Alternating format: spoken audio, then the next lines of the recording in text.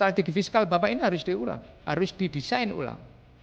Yang selama ini selalu mengandalkan kepada tarif, kenaikan tarif, dan tarif. Terima kasih Pak Ketua. Ini semakin lama semakin luas pertanyaannya Pak. Jadi saya kelihatannya seperti Menko Perekonomian. Juga menaik. Tahun 2025 pada saat itu menurut Undang-Undang HPP diagendakan PPN itu naik tarifnya 12%, Pak. Halaman 12. Dan kemudian waktu itu disampaikan kalau naik 12% ada penerimaan potensial sekitar 70 triliun. Dan kemudian dengan segala pertimbangan Bapak Presiden mengatakan bahwa 12% itu hanya untuk PPN BM dan impor barang mewah. Tetapi apa yang terjadi Pak? PPN kita masih tumbuh. Walaupun tidak sebesar itu. Artinya apa? Bahwa tarif yang tidak naik itu memberikan dampak yang positif Pak. Tidak memberikan konstruksi yang diperkirakan.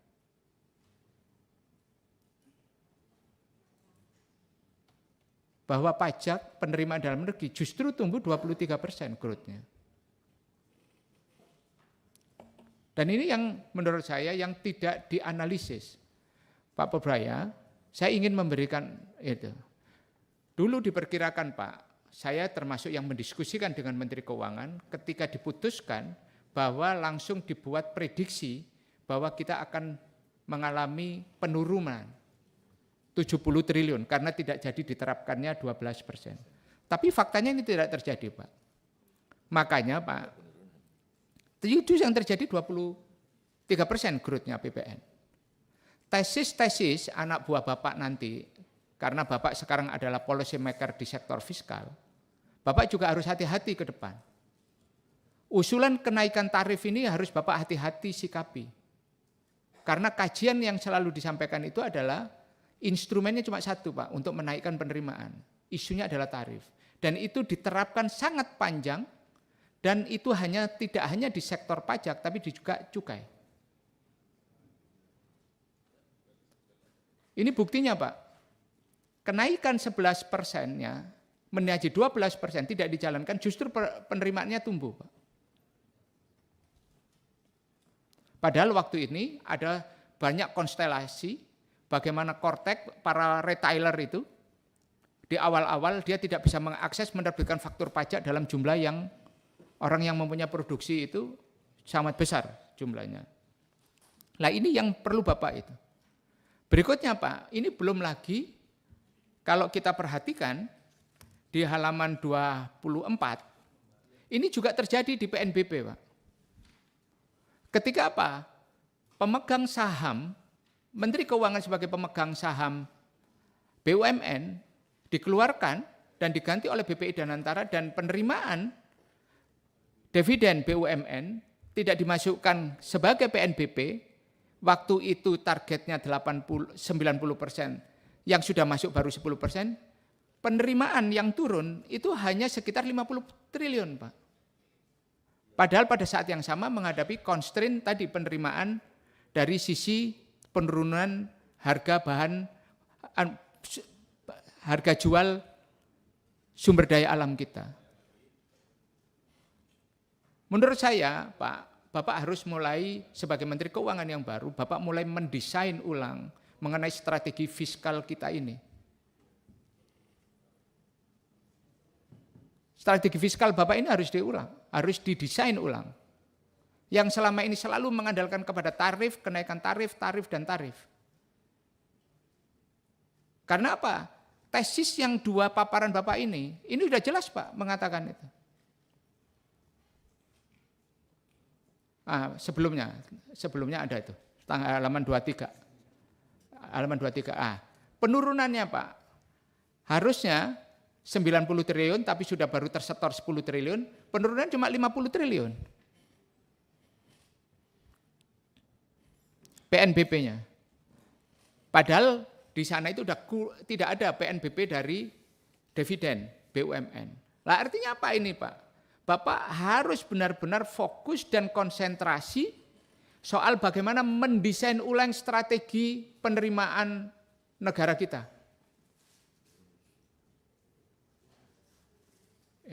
Seharusnya Pak, ini kalau ditambah dengan penerimaannya dividen BUMN tambah 80 triliun. Karena 80 triliun tidak masuk, harusnya kan 80 triliun keluar. Ternyata cuma konstruksinya 50 triliun. Nah ini Pak, menurut saya yang Bapak ke depan harus mengatur strategi kembali. Itu strateginya Bapak ini harus kembali. Sama juga Pak, yang Bapak harus teliti lagi, apakah penerimaan, karena Bapak sudah menyampaikan di tempat terbuka, Bapak mendesain ulang strategi juga seperti ini Pak. Apakah perlu kemudian strategi restitusi itu diberikan kepada siapa saja? Karena apa Pak? Teorinya PPN itu tidak semuanya harus diberikan kepada tingkat yang seperti apa. Selektif juga bisa diberikan. Apakah kepada murni produsen atau kepada konsumen? Nah, mata rantai ini yang harus kita kaji ulang strateginya, Pak. Restitusi ini. Kalau perlu Bapak menggunakan instrumen kekuasaan undang-undang untuk menata ulang ini. Menata ulang. Misalnya, siapa industri yang paling banyak melakukan restitusi? Dan kategorisasi barang kena pajaknya itu harus kita, karena Pak, saya hampir 20 tahun di Komisi 11 ini, rapat kita sebelumnya itu selalu membicarakan tentang reform and reform, reformasi sistem perpajakan. Never ending reform. Lah inilah yang kalau menurut saya Bapak sebagai Menteri Keuangan yang baru harus dengan perspektif dan cara pandang yang lebih luas, Bapak bisa menemukan strategi barunya akan seperti apa. Nah, tentunya tergantung kepada policy Bapak nanti ke depan. Kami di politik ini Pak pasti akan memberikan dukungan ke Bapak karena kami partainya partai penguasa Pak. Bapak bagian dari kami. Kalau Bapak mendesain ulang seperti apa, kami berikan dukungan itu, Pak. Karena apa, Pak? Strategi penerimaan itu menjadi kunci utama, Pak. Kunci utama mengenai berapa defisit kita, berapa surat utang yang harus kita. Nah, sama juga, Pak, di sektor cukai. Cukai ini, Pak, instrumennya satu yang digunakan. Tarif, Pak. Tarif. Orang-orang sekitar Bapak ini semuanya dulu Pak, ini bicaranya tarif terus ini Pak. Tarif semua itu. Ini rezim yang bicaranya tarif. Dan kita ini menjadi tidak populer Pak di publik kalau kita membicarakan membela soal kepentingan masyarakat soal rokok ini. Padahal ada penerimaan negara yang luar biasa di sana. Nah inilah kalau menurut saya, ini kesempatan terbaik Bapak. Ini adalah APBN 2027 nanti, ini akan kita susun. Bulan Mei kita membicarakan PPKF. Bapak ada waktu dalam beberapa bulan ini untuk mendesain ulang. Menata ulang. Itu. Bapak menuliskan sejarahnya sendiri dengan pulpen yang Bapak miliki di Kementerian Keuangan ini. Kami di sini cuma mengaminkan, Pak. Gitu. Nah, itu yang bisa saya sampaikan kepada Pak Purbaya. Mudah-mudahan ini menjadi sinyal kuat dukungan Komisi 11 Bapak untuk melakukan perombakan hal-hal yang fundamental yang Bapak pandang perlu diperbaiki. Karena banyak sektor yang sudah Bapak rubah. Subsidi sudah Bapak rubah, aturan pembayaran dan sebagainya sudah Bapak rubah. Hal-hal yang fundamental ini juga harus Bapak lakukan perubahan. Apalagi tadi Pak Fauzi sudah menyampaikan, setiap rapat kita di sini Pak, penerimaan pajak selalu membicarakan soal harga komoditas kita. Lah, ketika pemerintah melakukan, Menteri ESDM melakukan upaya pengurangan atas perintah Bapak Presiden bahwa reserve kita harus simpan, RKAB-nya dikurangi, pasti akan terjadi penurunan volume. Dan ini dampaknya pasti direct impact kepada penerimaan PNBP dan penerimaan pajak. Lah ini yang harus Bapak pikirkan. Lah strateginya apa yang harus kita lakukan? Lah ini yang bisa saya sampaikan, saya beri kesempatan Bapak untuk memberikan jawaban atas pertanyaan kita, yang lainnya bisa tertulis Pak, yang utama saja Pak. Terima kasih Pak Ketua. Ini semakin lama semakin luas pertanyaannya Pak. Jadi saya kelihatannya seperti Menko Perekonomian nih. Agak bingung juga. Menaik. Oke. Kalau kita lihat dari concern bapak-bapak ibu-ibu, saya pikir sama dengan concern saya juga, gimana memperbaiki semuanya. Cuman kalau kita lihat, mungkinkah itu dicapai dengan kondisi yang sekarang? Ini ceteris paribus dengan keadaan yang sama ya, tanpa perubahan macam-macam. Tadi penerimaan pajak Januari kita sudah mencapai berapa? Tumbuh 30,8% dibanding Januari tahun lalu. Let's kita asumsikan sama, kita bisa jaga pertumbuhan itu. Itu akhir tahun kita bisa dapat pajak dari pajak sekitar income lah 2.492 triliun. Ini sudah di atas angka 2.357 triliun di APBN 2026. Tapi ini kan pemisalan yang terlalu berlebihan. Tapi paling enggak kita udah kelihatan lah seperti itu, ada kemungkinannya karena tahun lalu negatif tumbuhnya. Beberapa kemungkinan tambahan adalah dari restitusi. Tahun lalu kita jebol berapa? 361 triliun rupiah. Itu naiknya hampir 100 triliun rupiah dibanding tahun 2024. Itu karena restitusi 2023 dan 2024 2 tahun berturut-turut yang ada dipindahkan ke tahun 2025. Dengan perhitungan yang sama, kalau nggak ada angka itu, saya pikir dengan growth rate yang sama mungkin tahun ini mungkin restitusi kita paling 270-an.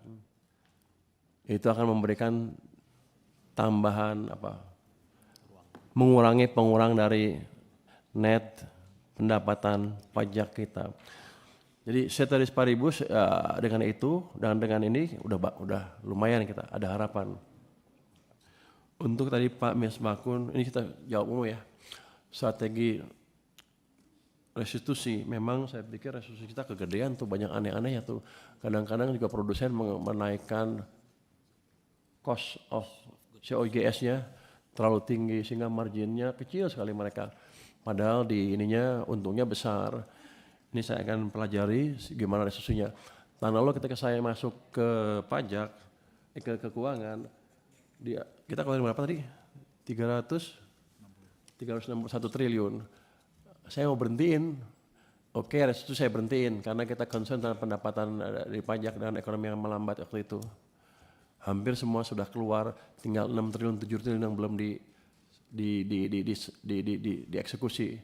Jadi saya nggak bisa menyelamatkan terlalu banyak tahun lalu dari proses restitusi. Cuman saya agak heran kenapa sekian bulan cepet-cepet banget kayaknya ngabisinnya. Jadi ada yang aneh pasti di situ.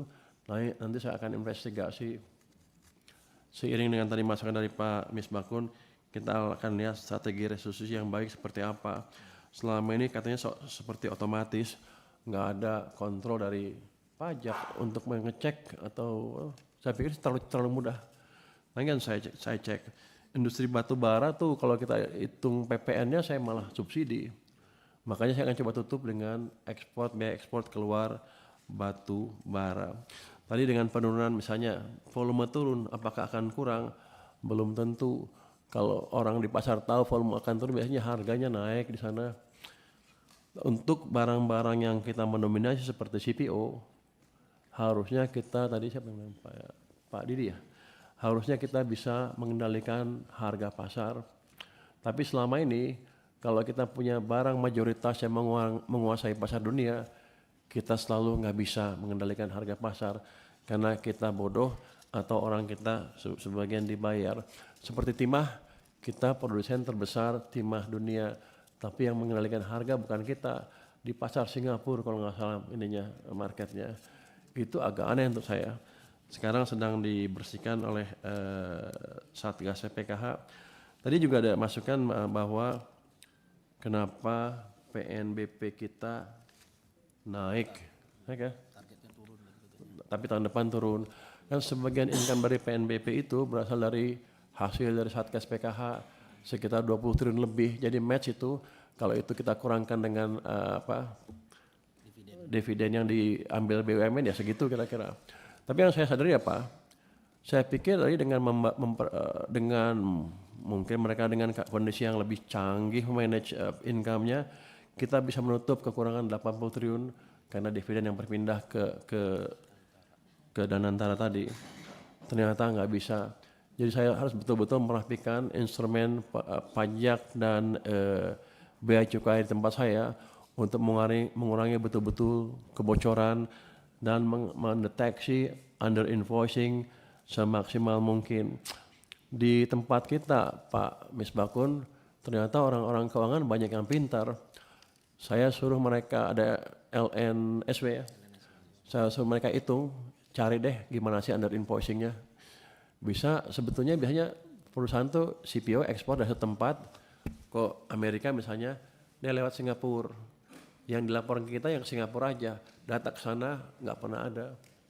Kita sekarang bisa dapat data sana dengan bantuan AI dan kita bisa deteksi 10 perusahaan besar saya periksa, rata-rata itu mereka yang dilaporkan setengah harganya dari harga yang di Amerika dan mereka ambil untungnya di perusahaan di tengah-tengah Singapura.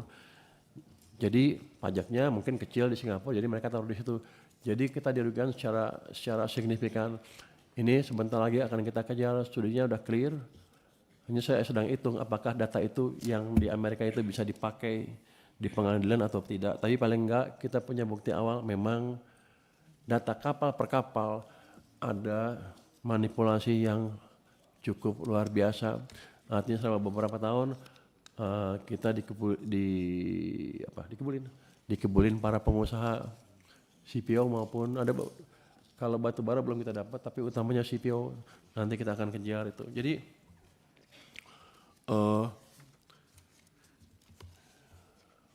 perbaikan income di tahun ini diharapkan terjadi karena pertama ada perbaikan ekonomi. Karena keberhasilan kita dengan petunjuk dan dukungan dari Komisi 11 tahun lalu, kita bisa mengembalikan arah ekonomi, membalik arah ekonomi. Saya yakin ekonomi kita sekarang bisa tumbuh lebih cepat daripada yang ditargetkan di APBN. Itu otomatis akan menaikkan pendapatan pajak. Assuming kita lihat di bulan Januari sudah mulai kelihatan hasilnya. Itu. Yang kedua, kita akan tertibkan instrumen